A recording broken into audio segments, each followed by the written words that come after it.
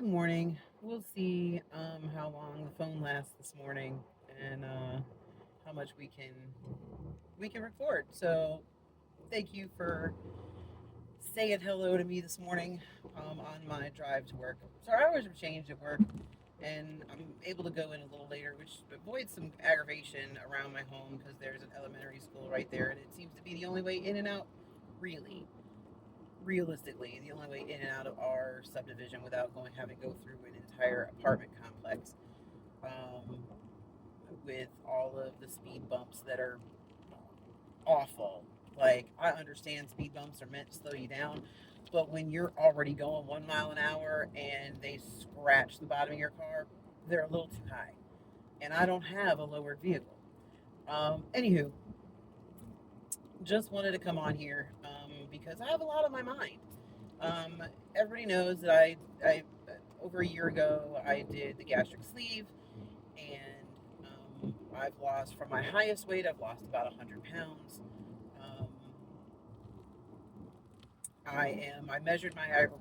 I weighed myself yesterday, and I was in within 2 pounds of my goal, and I seem to be fluctuating, um, hovering between like 195, 185. 185 is my goal. Um, and the last time I was weighed at the doctor's office was right before my cycle hit, and I came in at 193. I weighed myself yesterday, and I'm on the tail end of my cycle, and I was 187 on the nose. No point anything, 187. And that's on my home scale, so take that for what it is. Anywho, I feel there needs to be an update because I haven't come on here for a while, and there's been some things that have happened. So, about a month ago, I even thought about coming on here and discussing this then. Um, about a month ago, I was at work having a normal day. Everything was fine, getting ready for my period, all the PMSE stuff that goes along with that. And didn't really think anything of it. Brought the proper protection in case things started that day. Um, and having a great day. Had an employee who was leaving us like that very same week. Like literally, this was supposed to be her second day, or her the day before her last day. I was While I was disappointed to watch her go, I was super excited being able to have the chance to work with her and having a good day. And she is an amazing cook, and she brought me some homemade vegetable soup made with some beef bone broth, and it was absolutely delicious. I had that. It was just veg, plus that little teeny tiny bit of protein that the bone broth adds.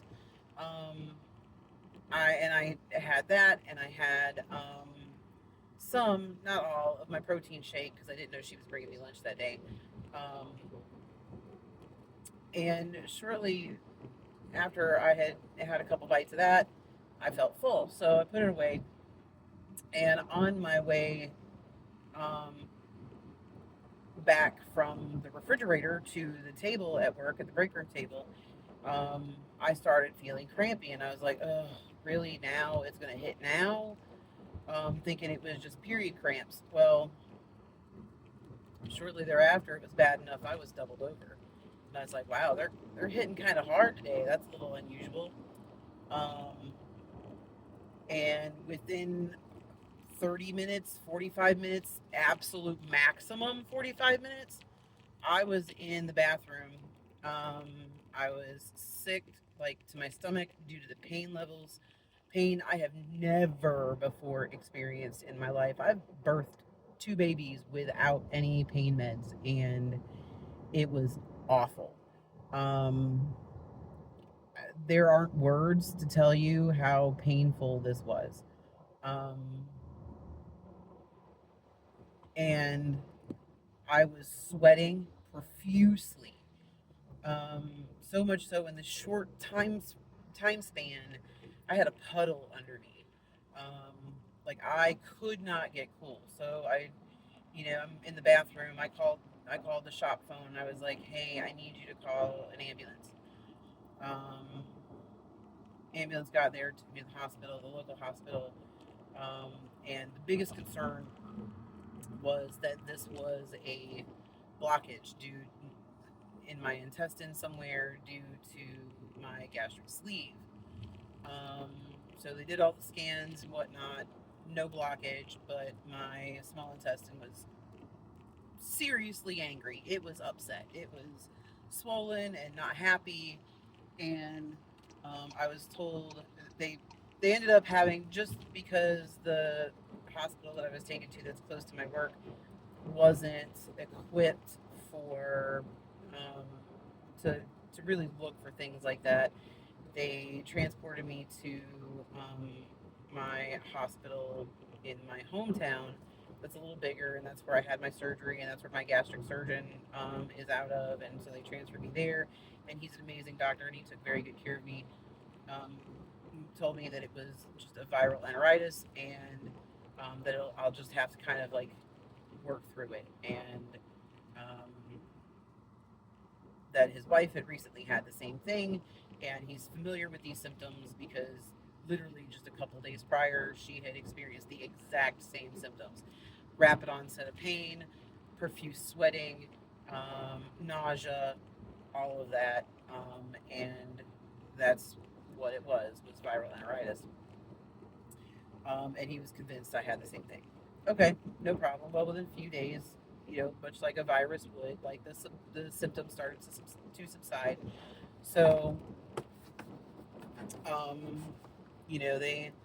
they sent me home, got me back on a regular diet, sent me home after a day or so in the hospital under observation, um, and fluids and all of that, and I got better, say back to 100%, and I was good.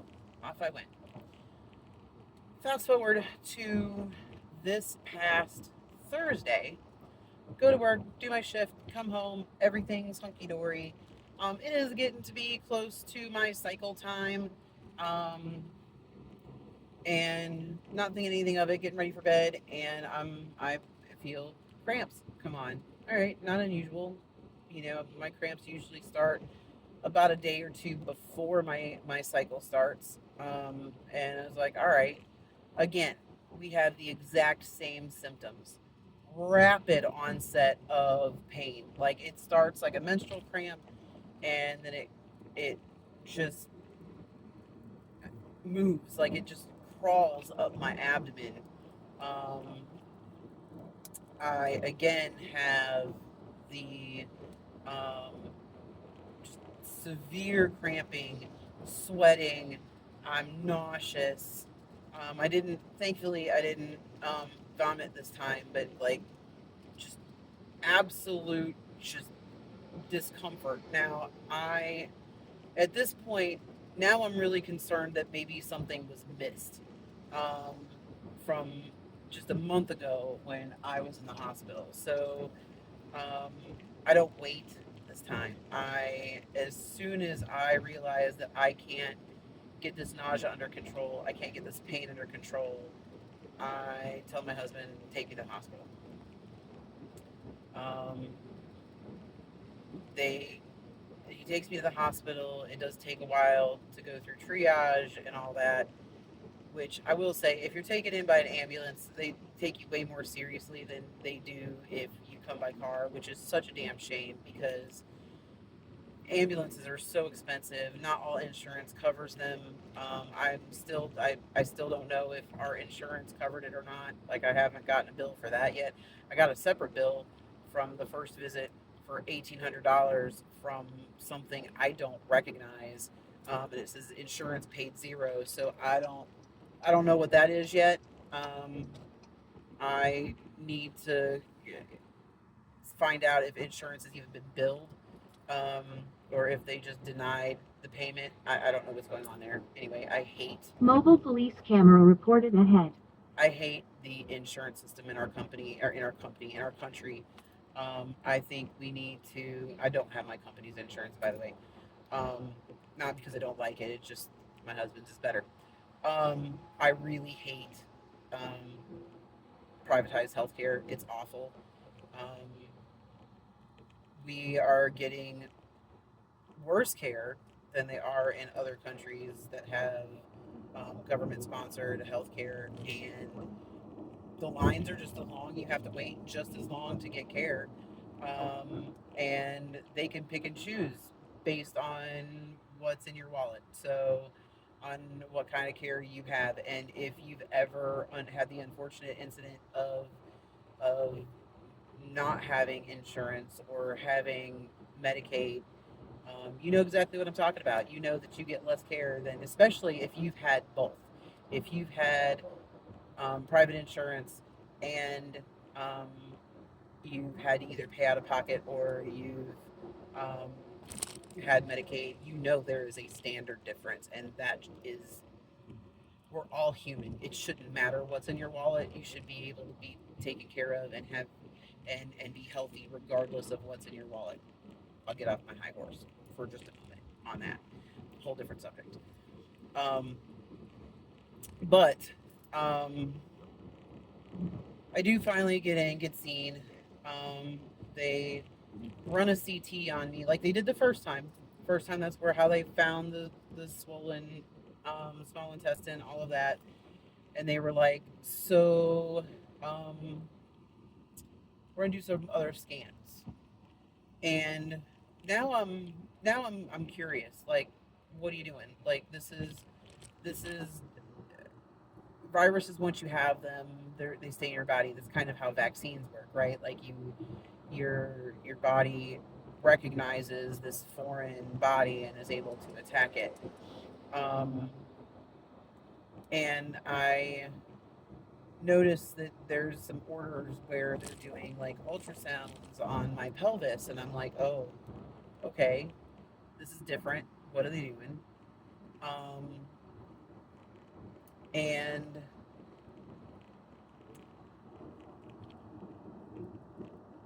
they ended up doing two separate ultrasounds, which, let me tell you, when you're already experiencing pain in your abdomen, especially your lower abdomen, and they go prodding around on the top of your stomach, everything's all swollen and bloated and tender.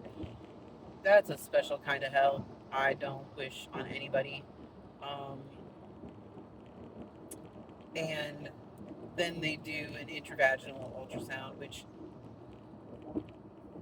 guys, I know you'll never experience this, and that's a whole nother special level of hell that is awful. Um, and just so we're clear, all of this care at this point is now gender affirming care. I am a cis female. This is all gender affirming care, just so we're clear. And and if it wasn't for a medicine that was specifically geared toward women, I wouldn't none of this would have been possible to begin with. Sorry, I digress. Um, but it is poignant to point that out here. So, and appropriate. Um, they do these scans, they do these ultrasounds, and it comes back that I have a 9 centimeter, let me say it again, 9 centimeters, so that's just shy of about 2 inches, um, cyst on my ovary. Um, and I hear this news and I'm like, okay, all right, well, I have PCOS. I've had cysts burst. That's probably what this is. It's just a cyst. It's about to burst. It's really angry and irritated. And that's why I'm having all of this pain. And it's not actually my small intestine after all. Um, and this truck up here is driving like a madman. Um, Swerving all over the road. Hmm. Um, and so I'm like, okay, no problem. Well, the hospital I was in, they do this weird thing where it seems like every doctor on shift swings by your room. I had no less, just one morning, I had no less than 5 separate doctors come into my room. Only one of which um, I knew, and that was my surgeon. And he came by to kind of let me know what was going on. I had seen him the night before. Like I said, this man, y'all, my surgeon is like the absolute best, the best of the best. Um, when he tells me that I am his patient forever, I believe this man. Until the day he retires, I believe that I will be his patient. Um, Absolutely an amazing, fantabulous human being, and I wish everybody has the opportunity to have a surgeon like him. He is fantastic. Anyway, um, I wish he could just be my GP. He's just that good. Um, and I'm not a fan of male doctors, just for the record. I've had some bad experiences in the past, but he is awesome. Um, and he he come to tell me the night before. He's like, "We found this cyst. We need to get some more information on that." And that's kind of where we're at. Well, the next day, I had spoken with OB the night before as well, OBGYN people, and they had told me that it's cyst, but there's some solid components to it, and they wanted some other people in gynecology to look at it. And the next day, they told me I was going to be meeting with an oncologist. Um, that there was a chance that this cyst, there was a high probability that this cyst is malignant. They were going to do some blood tests and see if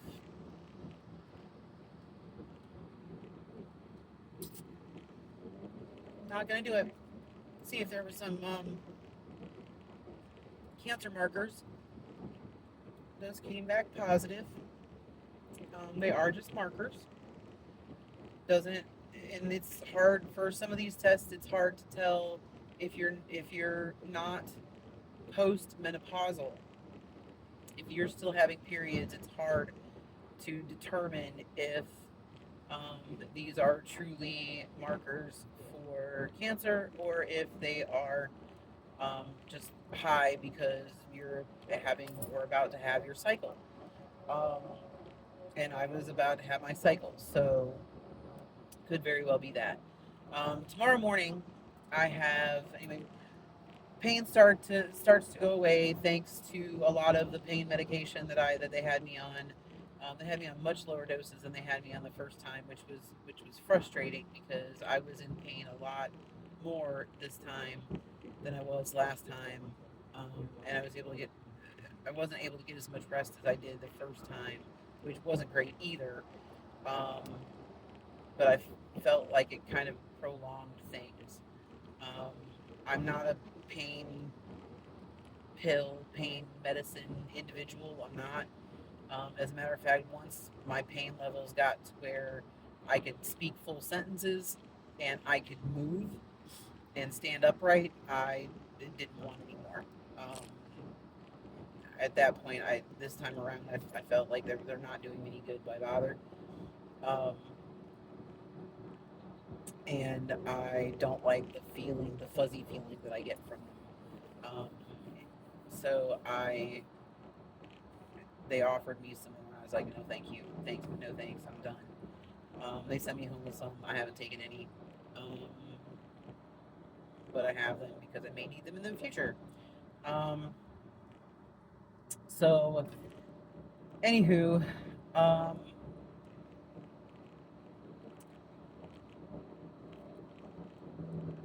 that's where I'm at. They sent me home on Saturday. Um, I was still hurting a little bit. Sunday I was feeling a little better. Yesterday I was feeling a little better. I had a little bit of cramping last night. Um, and tomorrow morning I go to meet with oncology, um, gynecological oncology, to discuss surgery options. Um, as of right now, I know my options are to have just the ovary removed. It's got to come out because the mass is kind of made itself a home on, in, and around my ovary, so it's got to go. Um, so it's just take both of my ovaries to lessen the chance of this happening again on the other side, um, or taking everything, taking the uterus, the cervix, all of it. Um, and I kind of don't know what to do. I know I need to talk to the doctor and find out what my options are. Um, I'm leaning towards just having them take everything as a prophylactic measure. I also don't know what all my insurance would cover, um, which, again, going back to the whole government sponsored healthcare, wouldn't have to worry about that if that were a thing. Um, I should be able to handle my health issues the way I need to handle my health issues and not have to worry about what's covered and what isn't and what's going to be denied and what's not. Long live Luigi and Gianni. Um, I'm. I just. I don't know what to do. I. Um,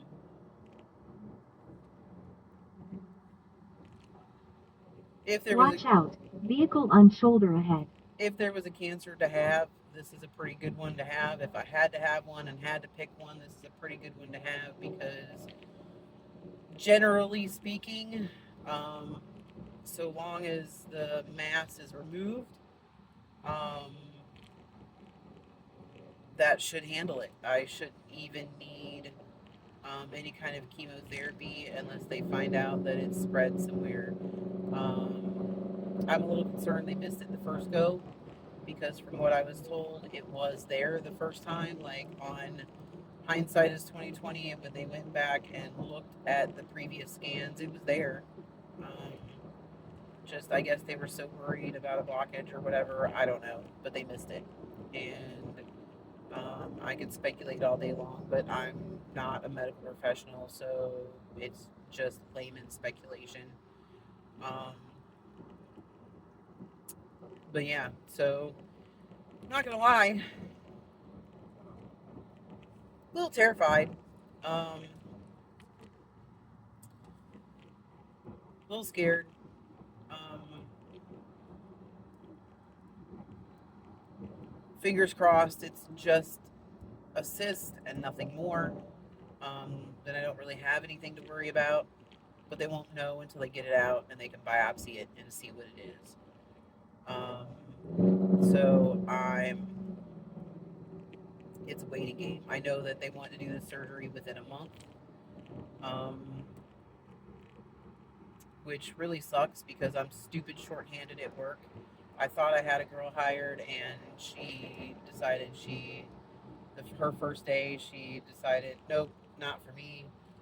Even after we gave her an extra week before she could start, and she messaged me on Friday, saying, hey, I'm totally going to be there next week. Construction reported ahead.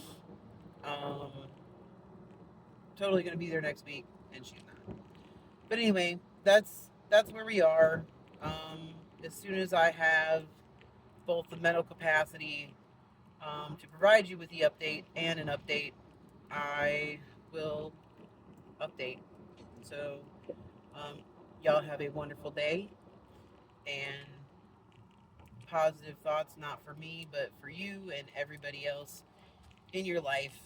Um, I have wonderful family, a great, wonderful, adoring husband. Um, I have wonderful friends, and they're taking good care of me. So, um, you all have a blessed day, and I will be back in touch with everybody as soon as I possibly can. Um, love y'all. Have a good one.